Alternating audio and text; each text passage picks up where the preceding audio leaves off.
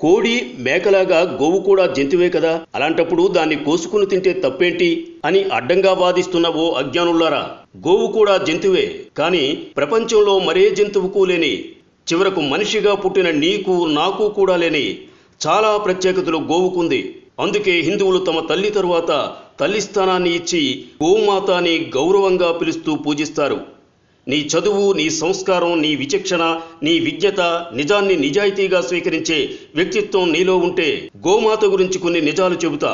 ఆవు ఒకవేళ విష పదార్థాలను తిని ఆ పాలను మనం తాగితే రోగగ్రస్తులవుతామేమోనని ఒక ఆవుకు ప్రతిరోజు ఒక మోతాదుగా విషాన్ని ఎక్కించి 24 గంటల తరువాత దాని రక్తాన్ని, పాలను, మూత్రాన్ని, పేడను ప్రయోగశాల ల్యాబ్కు పంపి వీరు ఎక్కించిన విషం ఎందులో కలిసిందో పరీక్షించారు.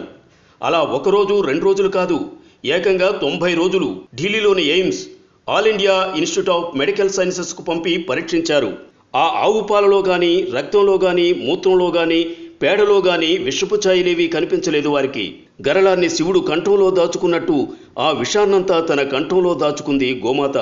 మరే జంతువుకు లేని విశిష్ట గుణం ఇది. ప్రాణవాయువును పీల్చుకుని ప్రాణవాయువును వదిలే ఏకైక ప్రాణి. విషాన్ని హరించే గుణం ఆవు పాలకుంది. వైద్య శాస్త్రానికే అర్థం కాని రోగాలను సైతం తన మూత్రంతో తరిమి కొట్టగల శక్తి గోమాతది. ఆవు నెయ్యి, బియ్యం రెండూ కలిపి వేడి చేస్తే ఇథిలిస్ ఆక్సైడ్, ప్రోపలిస్ ఆక్సైడ్ అనే శక్తివంతమైన వాయువులు విడుదలవుతాయి. కృత్రిమ వర్షాన్ని కురిపించడానికి ప్రోపలిస్ ఆక్సైడ్ శ్రేష్టమైనది. గోమూత్రం ప్రపంచంలోనే సర్వోత్తమమైన కీటకనాశిని. గోవు పేడ, మూత్రం ద్వారా తయారయ్యే మందులతో ఉదరకోశ వ్యాధులను నయం చేయవచ్చు. ఇళ్లను, వాకిళ్లను ఆవు పేడతో అలికితే రేడియో ధార్మిక కిరణాల నుండి మనల్ని కాపాడుకోవచ్చు. ఆవు పేడలో కలరా వ్యాధిని వ్యాపింపజేసే క్రిములను నాశనం చేసే శక్తి ఉంది. 1 తులం నెయ్యిని అగ్ని యజ్ఞంలో వాడితే 1 టన్ను ప్రాణవాయువు, ఆక్సిజన్ ఉత్పత్తి అవుతుంది. గోమూత్రం గంగాజలమంత పవిత్రమైనది. గోరక్షణ వల్లనే మన జాతి, మన ధర్మం రక్షింపబడును. గోరక్షణ స్వరాజ్య సముపార్జన కంటే ఏమాత్రం తక్కువ కాదు. గాంధీజీ. ఆవు పాలలో రసాయస్, ఆవు నెయ్యిలో అమృతం ఉంది. దాని మాంసం తింటే రోగిష్ఠులవుతారు. మహమ్మద్ ప్రవక్త. 1 గోవును చంపితే 1 మనిషిని చంపినట్టే. యేసుక్రీస్తు.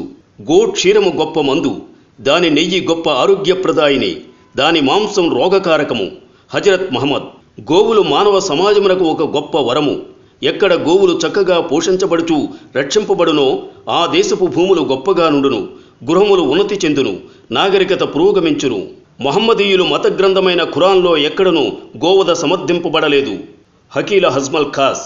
గోహత్య ఇస్లాం మత నియమములకు విరుద్ధం. తోహా స్వీ హింద్ బిజారు. భిన్నత్వంలో ఏకత్వం ప్రపంచంలో ఒక్క భారతదేశంలో తప్ప మరెక్కడైనా చూడగలవా? నువ్వు హిందువైనా, ముస్లిమైనా, క్రిస్టియన్ అయినా నా దేశంలో ఉన్నంతవరకు భారతీయుడివి. నా దేశ సంస్కృతి సంప్రదాయాలను గౌరవించడం నీ ధర్మం.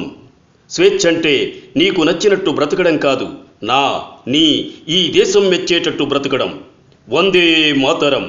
దయచేసి ఈ పోస్టును తప్పకుండా షేర్ చేయండి. Like and subscribe Eagle Media Works.